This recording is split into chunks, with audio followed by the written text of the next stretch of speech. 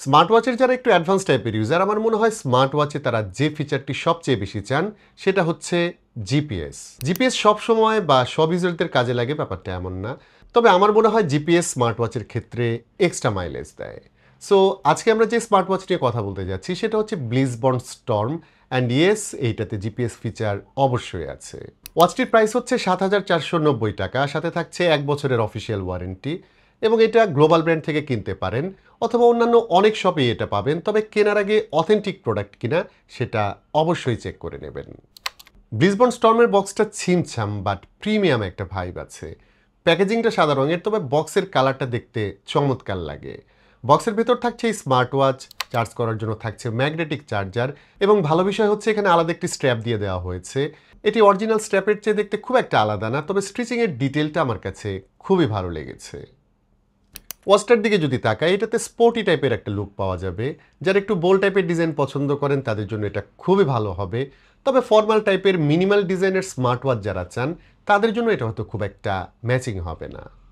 ওয়াচটির ডান দিকে পাওয়া যাবে দুইটি বাটন, একটা হচ্ছে ক্রাউন যা দিয়ে মেনু অ্যাক্সেস করতে পারবেন, ওয়াচটি অন বা অফ করা যাবে, প্লাস এটা রোটেটিং ক্রাউন, সো এটা স্ক্রল হুইল হিসেবেও কাজ করে। অন্য বাটনটি হচ্ছে ডেডিকেটেড ওয়ার্কআউট বাটন, যেটি প্রেস করে ওয়াচের স্পোর্টস মোডগুলো অ্যাক্সেস করা যাবে।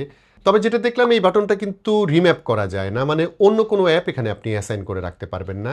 যদি রিম্যাপ করার অপশন থাকতো আমার মনে হয় বেটার হতো।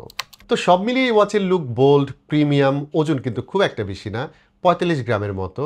তবে আগে বলেছিলাম রাগিড টাইপের ডিজাইন হওয়া এটা ফর্মাল ড্রেসের সঙ্গে খুব একটা যাবে না।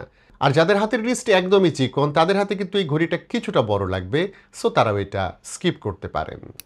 অন্যান্য ফ্যাক্টরের ক্ষেত্রে যদি বলি, এই ওয়াচটি জিঙ্ক অ্যালয় বিল্ড, একদম টাফেস্ট ওয়ান না, তবে বিল্ড কোয়ালিটি যথেষ্ট স্ট্রং ছিল, এবং এটাতে 3 ATM আইপি রেটিং আছে, সো অজু বা গোছলের পাশাপাশি এটা পরে আপনি সুইমও করতে পারবেন। ডিসপ্লের ক্ষেত্রে আমার কাছে যেটা ভালো লেগেছে সেটা হচ্ছে ডিসপ্লেটা কিন্তু খুবই ব্রাইট। আমি একদম ডিরেক্ট সানলাইটেও দেখেছি, এটা খুব ভালো মতো ভিজিবল থাকে, সো ভিজিবিলিটি নিয়ে কোনো ইস্যু নেই। প্লাস এই 1.43 ইঞ্চের অ্যামোলেড ডিসপ্লেটি খুবই শার্প লাগে দেখতে। টাচ রেসপন্সিভ সেটা খুবই ভালো ছিল, স্ক্রলিংয়ের সময় স্মুথ স্ক্রলিং হয়, এবং কালারের ক্ষেত্রে ওই ডিসপ্লেটা একদমই অন পয়েন্টে আছে। Additional features like race two ওয়েক খুব ভালো মতো কাজ করে, প্রতিবার ডিসপ্লেটা ট্রিগার্ড হয়, একবারও মিস করেছে এমনটা দেখিনি, এবং এই ওয়াচে অলওয়েজ অন ডিসপ্লে ফিচার আছে। ওয়াচ ফেসের ক্ষেত্রে অনেকগুলি ফেস ওয়াচে আপনি সরাসরি স্টোর করে রাখতে পারবেন, প্লাস এই ওয়াচের যে কম্পানিয়ন অ্যাপ আছে সেখান থেকে প্রচুর ওয়াচ ফেস ডাউনলোড করা যাবে। আর কাস্টমাইজেশনের ক্ষেত্রে আপনি নিজের ছবি দিয়েও আলাদা 3টি ওয়াচ ফেস এখানে বানিয়ে রাখতে পারবেন। তো প্র্যাকটিক্যাল ইউজের কথায় যদি আসি, এই ওয়াচ দিয়ে আপনি কল করতে পারবেন, কল রিসিভ করতে পারবেন। কল কোয়ালিটি বেশ ভালো ছিল, এতে ব্লুটুথ 5.3 থাকছে, সো কানেক্টিভিটি স্টেবল ছিল। ফোন আসলে এখানে কন্ট্যাক্ট নেম দেখা যায়, এবং বেশ কিছু নম্বর ফেভারিট কল সেটিংসে রাখতে পারবেন। যদি বিপদ আপদে পড়ে যান এই ওয়াচে এসওএস নাম্বারও অ্যাড করে রাখতে পারবেন, এবং এই বাটনে সিঙ্গেল প্রেস করলেই কল চলে যাবে, এবং এখানে সাইরেনেরও একটি অপশন পাওয়া যাবে, যদিও সাউন্ডটা খুব একটা লাউড ছিল না। নোটিফিকেশনের ক্ষেত্রে ফোনের সব নোটিফিকেশন এখানে পাওয়া যাবে। নোটিফিকেশন ইনস্ট্যান্ট ওয়াচে চলে আসে, কোনো রকম ডিলে আমি খেয়াল করিনি, তবে অ্যাজ ইউজুয়াল এখান থেকে কোনো রিপ্লাই দেওয়া যায় না। আর আমাদের জন্য খারাপ খবর হচ্ছে ব্লিজবর্ন স্টর্মে কিন্তু বাংলা নোটিফিকেশন সাপোর্ট থাকছে না, সো বাংলা নোটিফিকেশনে এটা একদমই শো করে না। আমার মনে হয় ব্লিজবর্নের বাংলা সাপোর্টটা ইমিডিয়েটলি অ্যাড করা উচিত, কারণ বাংলা নোটিফিকেশন একটা ভাইটাল বিষয়, অ্যাটলিস্ট আমাদের জন্য যারা সবসময় স্মার্ট ওয়াচ ব্যবহার করি।